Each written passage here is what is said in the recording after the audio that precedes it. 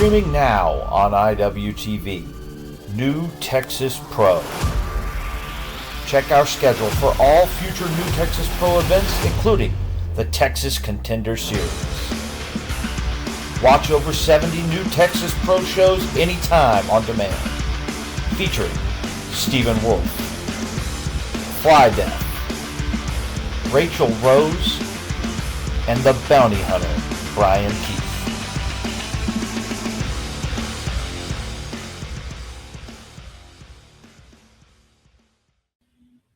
Hello and welcome to the latest episode of the Business podcast. I am your co-host, JP Jampaz from the Two-Man Power Trip. Of course, joining me is the doctor himself. The doctor is in Lavie Margolin. Lavie, how you doing today, sir?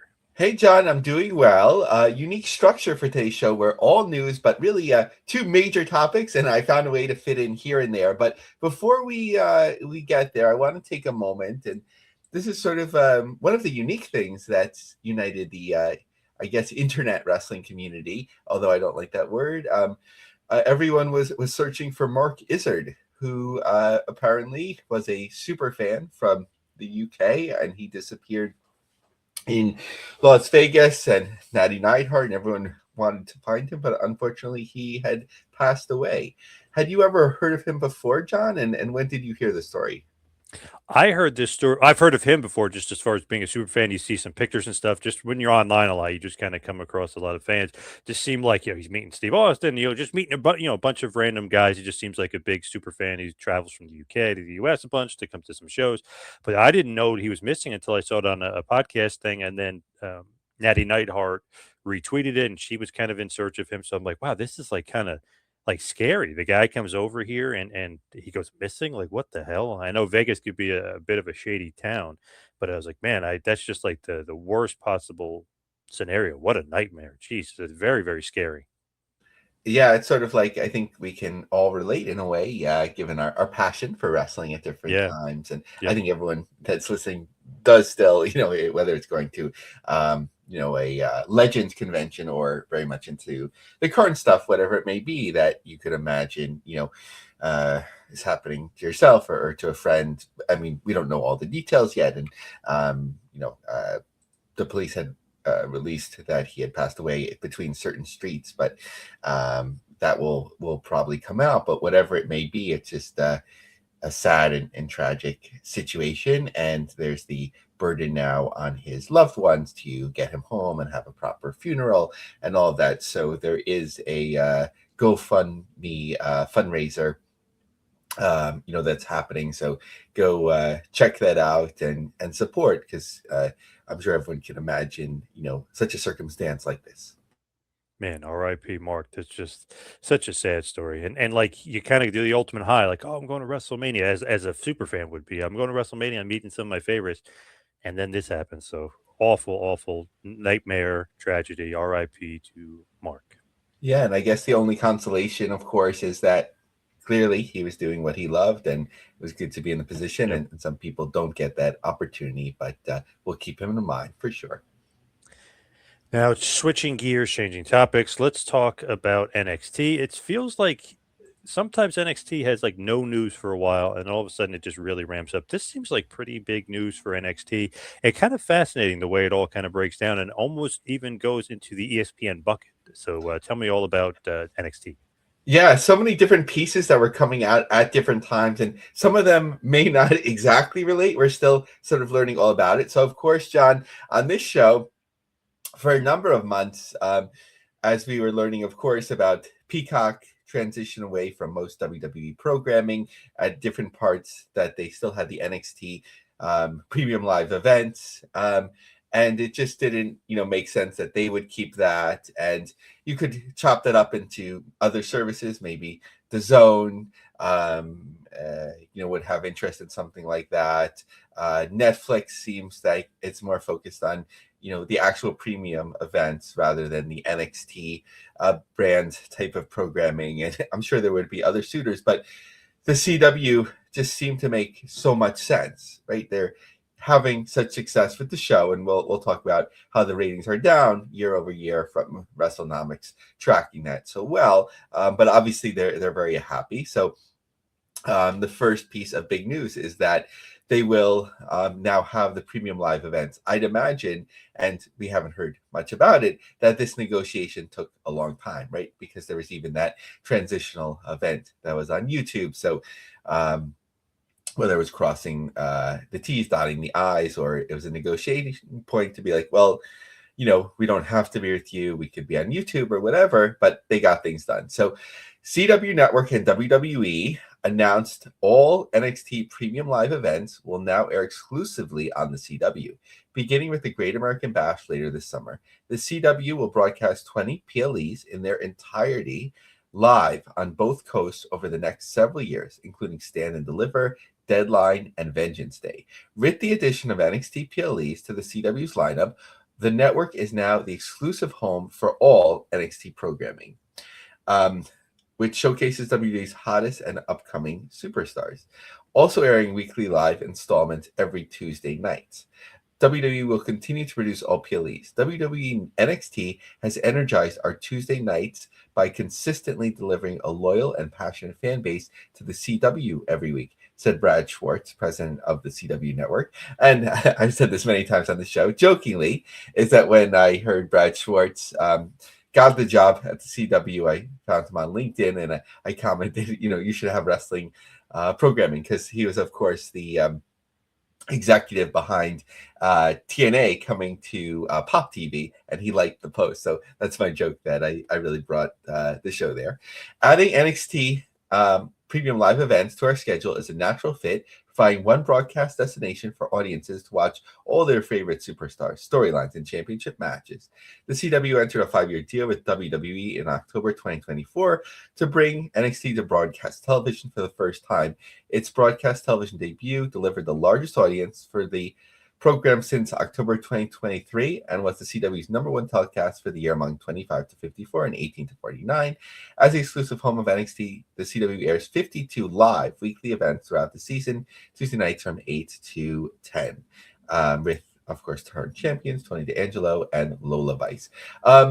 So, John, this is listed as multi-years. My guess on this would be that it aligns with 2029, so that would just make sense, so that the whole package potentially could be negotiated together, or there's leverage that, again, we'll take this and not that, and you can have a little bit of wiggle room there, because you want to generally avoid that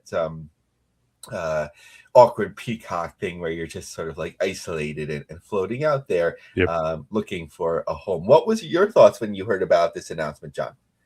I was kind of waiting for it to come maybe even a little bit sooner, just because it just was like, man, you're going to have Peacock finishes out and they don't have a deal for where NXT is going to be. They're trying to pump up NXT. They're trying to pump up their PLEs. They're trying to make NXT profitable, even though it was kind of a lost leader for a while, just because they know it's supposed to be developmental and getting them ready for the main roster, which then is where they're going to make their money off these guys. So now it's kind of smart. Hey, I know it's developmental and these guys are just getting ready, but why not make some coin off of it, and why not even somehow combine it with what we've got now, and then when everything is up, we sell it all as a giant package, and instead of splitting it up and putting each thing here and there. So I like that. I'm just curious though, like with Peacock, is it's still getting documentaries and stuff, so they're still doing WWE productions, like the Shawn Michaels becoming Shawn Michaels HBK doc, so they're still doing some stuff on Peacock.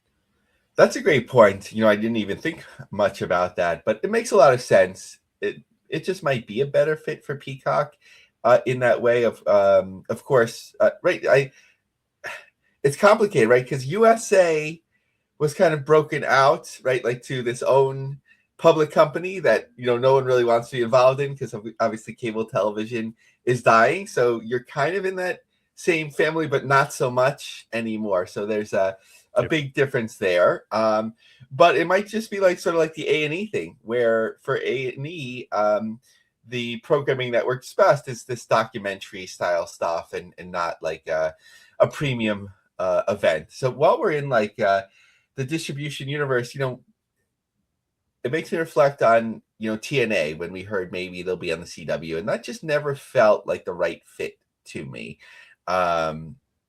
Just because, yes, you were when they were getting showcased a lot of NXT, it seemed like they were prepping things, but you always knew it would be at a lower level, right, than NXT ratings. But here, at the premium live events, if they're running on the weekend, it may be hard to exceed their weekly number, although that's only about 550,000 right now. So maybe they could match it, or be in the same universe. But with TNA, it would just be diminishing returns. But one of the things that's out there, and I don't think CW would be shopping for it, because traditionally networks seem to have enough wrestling programming, like of one brand, that they're not going to do all these add-ons. Lucha Libre AAA, right? So that's still on the market for the US, and I'd imagine at some point that they'll announce something. I think what would be an ideal scenario for them is to get primarily big distribution on one of the major Hispanic networks. These are top 10 most watched networks overall, and that would be huge for them. And then traditionally, you can sell the rights to Spanish language programming and English language programming in the same market, because they're kind of considered different. Like sometimes you'll even see on the Spanish language networks like blockbuster movies, and be like, oh, I thought that was only available like for download, or back in the day HBO or whatever it may be. So you could sort of get like a double there. I don't think it would be on a major English language network, of some scale, but certainly the Hispanic networks. And you, like we talked about during that sale, you have, of course, the Mysterio family, and all the different stars that you can supplement on that show. So what do you think about AAA's prospects before we talk some more NXT? I feel like strike while the iron is hot, because right now AAA seems like they're super hot, and I know they're doing well on Fox down there in Mexico. But man, it's time to wrap them up and put them in the U.S. market as well. I think it would be a huge success, a huge hit. I'm just kind of curious though, is like Roku a player in any of this? Yeah, so let's get into that. It's kind of complicated here. ESPN CW app, the first, and then we'll transition to Roku, because it's all kind of, these announcements kind of dropped all at the same time. CW Network and ESPN are teaming up to make the ESPN app the exclusive streaming home for all CW Sports live events, combining premium sports offerings into a single viewer-friendly experience through this groundbreaking agreement. All CW Sports will broadcast live on the CW Network, as well as stream live on the ESPN app for fans with an ESPN Unlimited subscription, including live coverage of college football and men's and women's basketball from the ACC, Pac-12, and Mountain West. NASCAR O'Reilly Auto Sports Series, I think like a minor league element of NASCAR or a different type of car. WWE NXT, PBA bowling, PBR bull riding, AVP volleyball, and the 2026 Arizona Bowl. Fans with an ESPN Unlimited plan subscription will have the opportunity to watch all CW Sports offerings live on any device. To complement CW's free over the air, while advertisers will extend reach to new audiences across all digital platforms. Joining forces with ESPN is a monumental step in the evolution of CW Sports. The CW offers more than 800 hours of premium live sports per year. This agreement extends the reach of CW and enables us to capture audiences across the best of broadcast and the best of streaming, ensuring fans can access live sports wherever they are and on whatever device they prefer.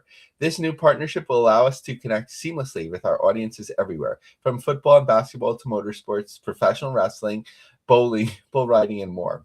Bringing CW is another step in delivering more value, choice, and flexibility for fans, expanding the range of live sports available within our streaming ecosystem. This agreement gives fans even more live sports to watch year-round with an ESPN Unlimited plan, and so on. So one of the things that I read is that ESPN sort of had lent some of these programming, like in a deal, to air on the CW, and now it's sort of like coming back around. That's the CW is allowing some of their programming to air here. I think it's really smart, and maybe in the next article I even have Brad Schwartz's reflection on it, but basically kind of saying that given our parent companies, we don't have a natural streaming partner, and we want to get our content out there in different ways. CW app will still remain, but it wasn't maybe the best fit for sports in and of itself. John, I don't know if you've ever watched the CW app. I haven't much, but it'd be like Yeah. Dawson's Creek reruns, right? Like, constant No, advertising. remember Billy Corgan had that show that was on there. Oh yes, yeah, that's Yeah. why I've seen it. That was probably the only time that I've Love seen me it. some Billy Corgan. I Yeah. gotta watch that. Yes. Yeah, that's good. And Billy Corgan's going to factor in just a minute. It's going to all tie together. Still a little bit confusing. Okay, so then we're like, okay, good. CW Sports, ESPN. So one of the things that wasn't exactly clear yet was that will the PLEs air on ESPN Unlimited? That wasn't clear. Then there's an announcement about the Roku channel. CW Network and Roku announced a partnership launch in fall 2026. They'll bring CW to the Roku for next day streaming. This includes NXT being made available to stream on Roku every Wednesday following the Tuesday broadcast. So this is from Deadline. Live sports has not been included in the next day CW app streams, leaving a key audience segment unaddressed. Unlike larger broadcast partners like Paramount, NBC, Universal, or Disney, there's no in-house streaming outlet to amplify CW's reach. That led to a decision to partner with someone who is synonymous with sports. CBS has Paramount Plus, NBC has Peacock, etc. Having a streaming solution is just table stakes these days. What we realized very quickly is that, the world does not need another direct-to-consumer product. We don't need to start charging people for yet another product. So strategically, we knew the path was to find a partner. That makes a lot of sense, and a great way to get CW, out there more. Just a brief reflection on where NXT stands with the CW in terms of ratings. So there's been a pretty significant decline in 2026 thus far. So this looks at, I believe, from WrestleNomics, all of 2025 compared to this period to date with the ratings. So in 2025, it was 678,000 viewers, and now it's about 580,000. Of course, they're very happy to invest, in the PLE. So we don't have to worry about it as much. But now with the Roku, whenever WWE related content seems to stream to another platform, either directly or indirectly, or maybe even coincidentally in this point, wrestling seems to go away from that platform. So with the Roku, very quietly, they've had Wrestling Central. So no word on that yet. If anything, but at about the same time, when NWA announced their Comet deal, I was like, okay, great, best of both worlds, because you have the Diginet that people seem to be finding because it's doing pretty well in the ratings. Really, one of Diginet's breakout successes, maybe like a second tier in that way. And then you still have the Roku, which John, you introduced me 2 years ago, and thank you. I have the stock, and I've done quite well. So Nice. I should pass along some of that cheddar. Yes. But then we come to find out very quietly, Billy Corgan announces the last episode of NWA Power on Roku airs tonight. So it's like, okay, that's ending, and then you're going to Comet, and these are really quite different worlds. Do you think something is being lost here, John? I don't know. That's kind of interesting. I thought they would somehow still remain on Roku, or maybe put the replays or do something to keep it on Roku. But that's interesting. It goes right to Comet. I guess it's exclusive rights. You can't go against Comet there. So the exclusive rights to NWA. Yeah, the only one that seems to be able to navigate that well is MLW. Yes. beIN Sports never seems to have like an issue with them, like seeing other people. So we know with beIN that's quite limited, in terms of. I know we probably aren't going to cover too much MLW, but just to throw this out there, I saw MSL. Obviously, he's no longer with MLW. I heard now he's the owner or the CEO, if you will, of the new Lingerie Fighting Championship Wrestling or something like that. So it's not Championship Wrestling. Fighting Championships, Lingerie Fighting Championships. So it's an MMA league. It's a shoot? It's supposedly a shoot, lingerie shoot fighting. Yes. Okay, I know that. Is the football league still around? I think that like had gotten. I don't think so. Not that Okay, I know of. Yeah. rest in peace. Yep. But MSL, yeah. He was one of those like big personalities. Were you listening to like the original MLW Yep. radio show?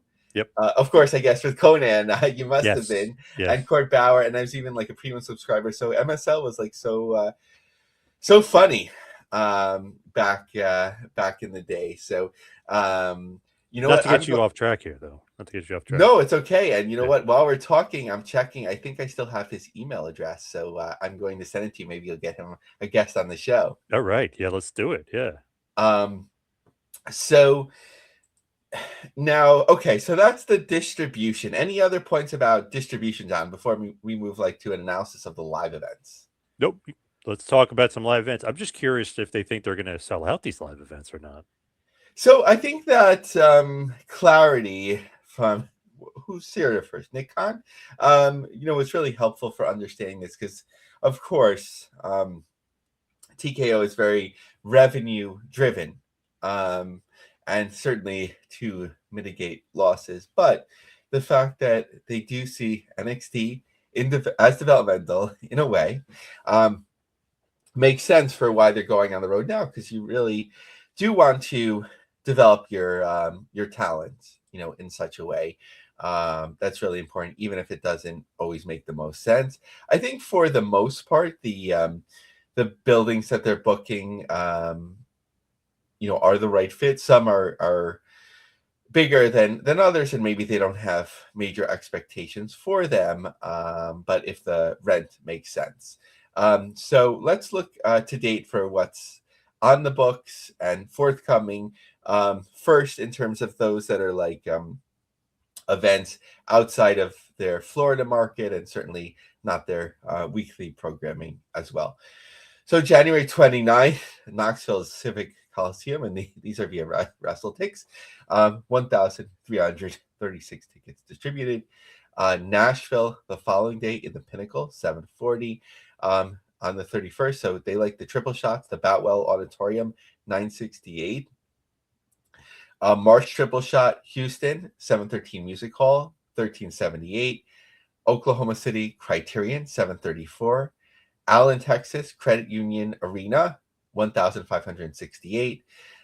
In April, Stand and Deliver at the Factory in St. Louis, 1714. Then a double shot, Adirondack Bank Center in Utica, New York, 1,136. Westchester County Center, 2,640. Then looking ahead, Canton, Ohio on May 16th, 925.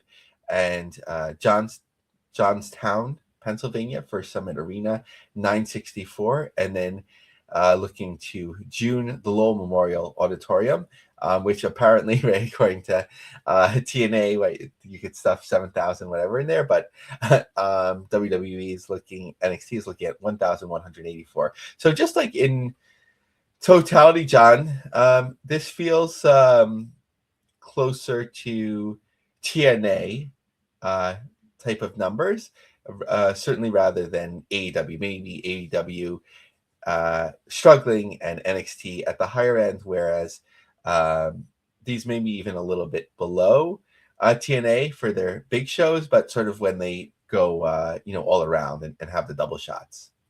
Yeah, it definitely doesn't seem like great numbers, and not a lot of sellouts here either, I've noticed. Yeah, and reflecting back, and I think this was a peak time, and really, of course, the talents that came out of there really changed the business. I went to the first NXT show at the Barclays Center.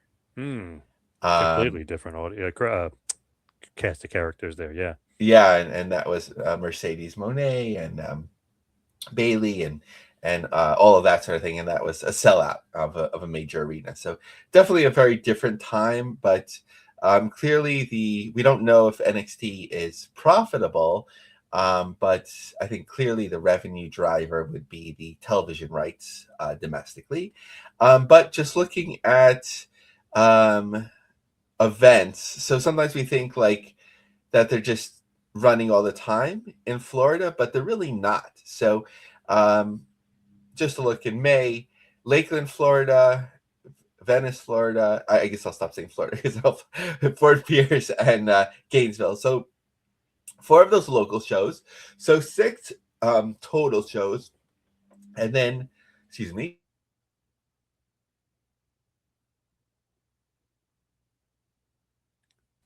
And then you have, the weekly live. So what would that be, John? So I guess like about 10 shows. I guess that's not bad, right? Like when you put that all together, you don't want to burn out the talent. In June, you have the Florida Loop is 5 shows, and then 2 of the higher level, so 7, 11. So I guess 10 to 11 shows a month. That kind of makes sense, but there's so many people down in NXT that a lot of them aren't getting reps in front of people, and we often hear that about wrestling. Has anyone like figured out like the ideal mix of like not getting long-term injuries and but keeping talent fresh enough, especially developing talent that they can progress and grow? Yeah, it's an interesting kind of, I don't know, interesting dynamic there for sure. I'm just curious, like with NXT going forward, as they lose all these guys, do they still think that they could run some of the venues that they're running without those names that they had? I know you got to keep replenishing, and that's the point of NXT, but it's like, man, maybe just run smaller venues because I don't think you're going to get anywhere close to those sellout numbers. Yeah, I think, it depends on their expectations. The NXT brand is, fairly strong at this point. Obviously, like Obafemi, like, reflecting back, or Javon Edwards. Trick Evans. Yeah, Trey Trick. Evans. Okay, so Yep. it shows my Yeah. knowledge of the modern stuff. I've Yeah. been exposed, John. But although I admit to it. Once you get a following, get a lot of momentum, it's hard to like build it back up. Just like we were talking about Joe Henry leaving TNA last year. But I think like they can have the expectation of generally doing 1,000 people on the road. Does that mean you always need to do a theater that maxes out at 1,000 or 2,600 arena? Not necessarily. I think there is something to running like a semi mid-size type of building, but as long as you have the reasonable expectations in terms of the bottom line. Sometimes it just makes more sense to maybe run the Midwest in a arena football type of venue, because you could fly from in and out, hotel rooms, whatever it may be. Logistics might be cheaper than running Philadelphia, something like that. What's going on with TNA, by the way? We were talking a little bit about them. What's going on? What are the ratings like? How are they doing? Yeah, so we were talking about how solid and consistent they were, and now things have been down. April 23rd. I don't know. Did they have no? The competition was the NFL thing. John, I haven't been following the NFL draft. How did they get so many people in Pittsburgh? What happened? Every year, for some reason, the draft gets more popular. I don't know what it is. People like will literally fly in from everywhere and hang out there for like 3 days. I think Styx was performing a concert. Like they'll have like random people there, not necessarily on television, for the live crowd, if you will. But it's like, man, it just gets more and more popular every freaking year. And over there in Pittsburgh, right by the water over there, it's freezing in April. So I mean, it's not fun, and all these people are like loving life, and they were loving it. There was like 300,000 people supposedly there. So I mean, just Wow. crazy amount. But the draft is so popular now. It's like it's so crazy. It's nuts to me, but it is. It's just one of the most popular things with football. And as we're not even 6 months away from football, the draft is like popping.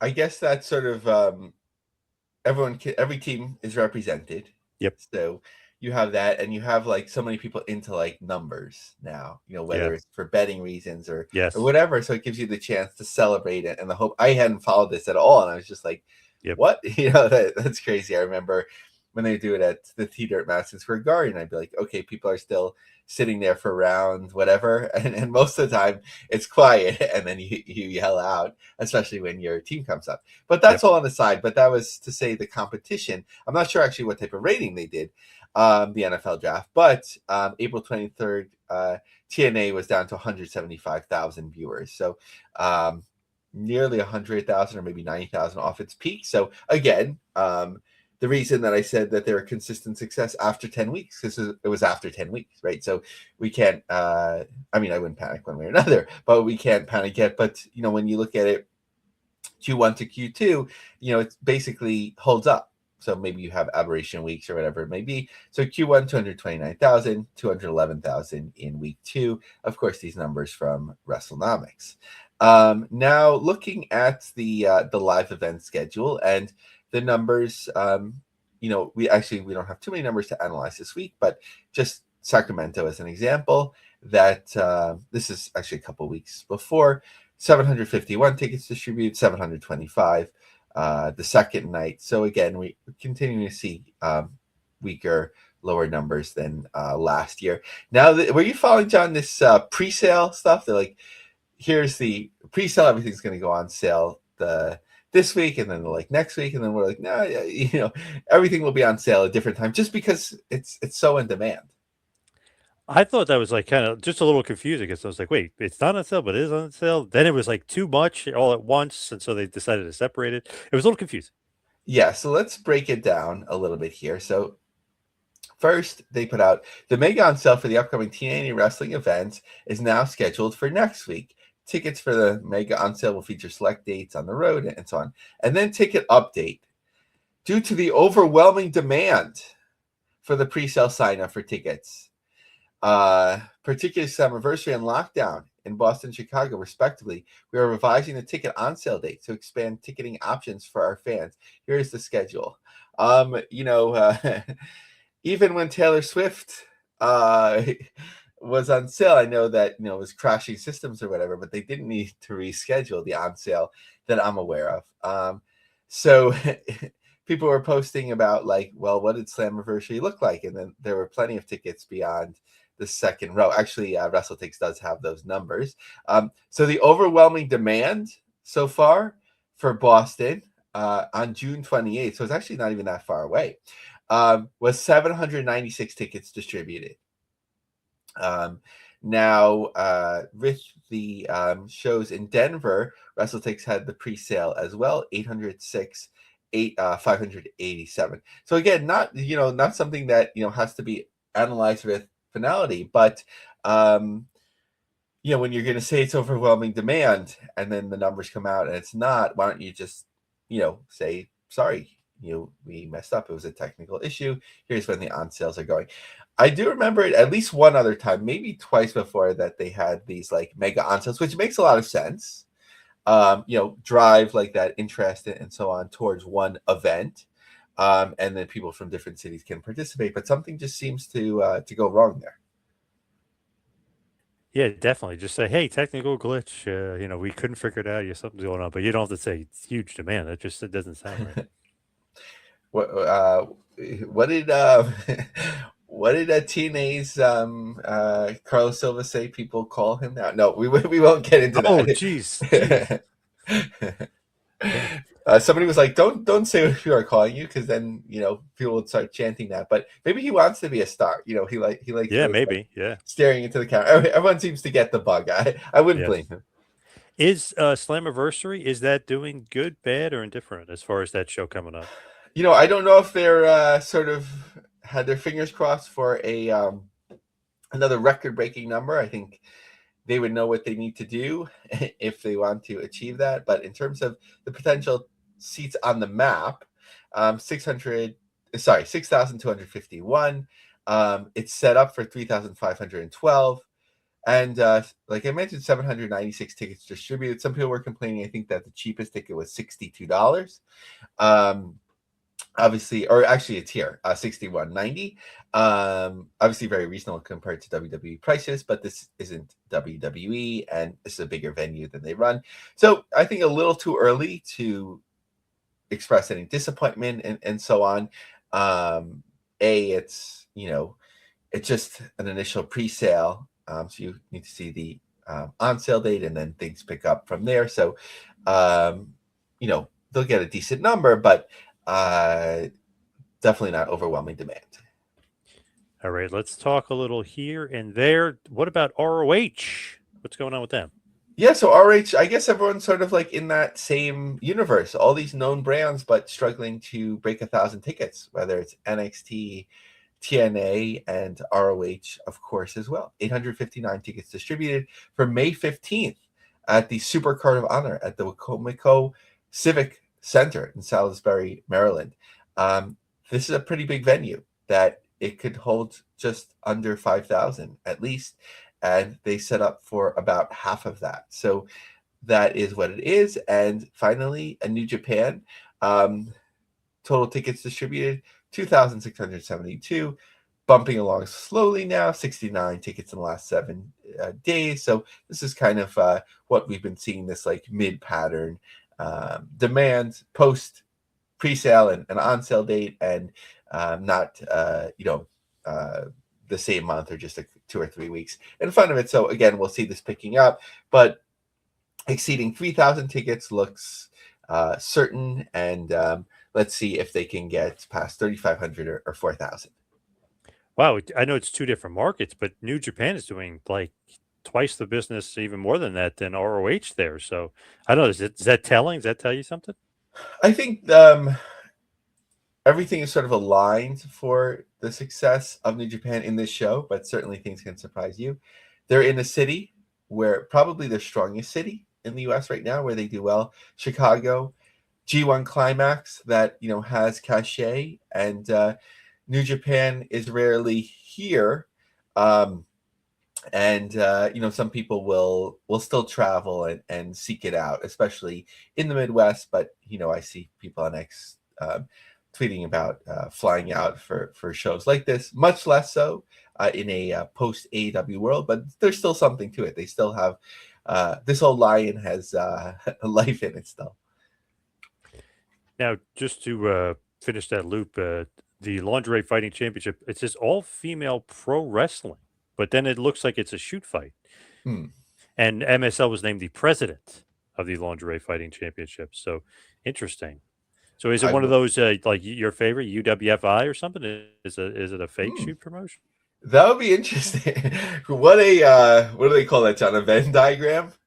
You have those that are fan of women's wrestling, those that want the more risque environment. Not endorsing, I'm just describing, breaking it down from a business sense. And then the shoot fighting, that's quite unique. I guess, maybe like juggler wrestling. You have all this like amalgamation of all this stuff that people can't look away. It's called the fight entertainment business. So that's an interesting way. Not sports entertainment, not the fight game or the fight business, but the fight entertainment business is how they're referring to it as well. Thought that's kind of interesting. I never heard it quite called that before. Are there any stars announced yet, or known wrestlers? It's been going on. It's been going on. Nobody that I know of, nobody that I could kind of point out there. But it says, as president of Lingerie Fighting Championships, Saint Laurent, meaning MSL, will consult on all aspects of the league's operations, including events production, talent acquisition, sponsorship development, and international expansion initiatives. Okay. When they go to Saudi Arabia, it'll be that in name only, but they'll be dressed very differently.